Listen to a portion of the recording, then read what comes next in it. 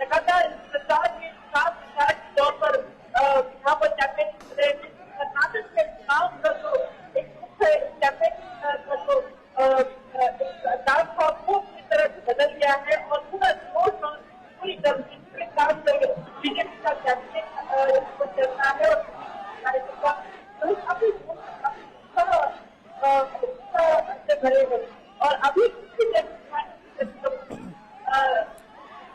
जी बिल्कुल आयशा, और इस बीच हमारे संवाददाता नीरज भी हमारे साथ जुड़ गए हैं। जी नीरज, यहाँ पर लोगों का हुजूम उमड़ा है प्रधानमंत्री की एक झलक पाने के लिए, काफी उत्साह नजर आ रहा है लोगों में। देखिए, बिल्कुल आप अगर देखें कर्नाटक में जब जब प्रधानमंत्री ने रोड शो किया है, कर्नाटक की जो जनता है वो उनकी झलक पाने के लिए रोडों पर उतर कर आई है। इससे पहले भी आपने देखा था कि कलबुर्गी में जब प्रधानमंत्री ने रोड शो किया था, बड़ी संख्या में जो लोग हैं वो निकलकर सामने आए थे और ये दर्शाता है कि प्रधानमंत्री की लोकप्रियता कितनी है कर्नाटक के अंदर।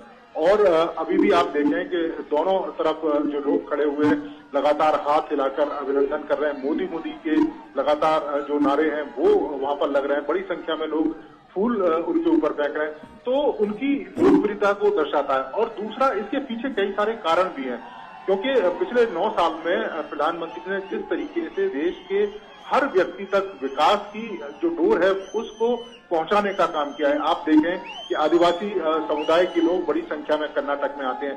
आज भी प्रधानमंत्री जब बेल्लारी पहुंचे थे तो उन्होंने इस बात का जिक्र भी किया था कि उनकी जो सरकार है वो किस तरीके से जो गरीब लोग हैं, आदिवासी लोग हैं, जो पिछड़े लोग हैं, उनके लाभ के लिए कितना काम कर रही है।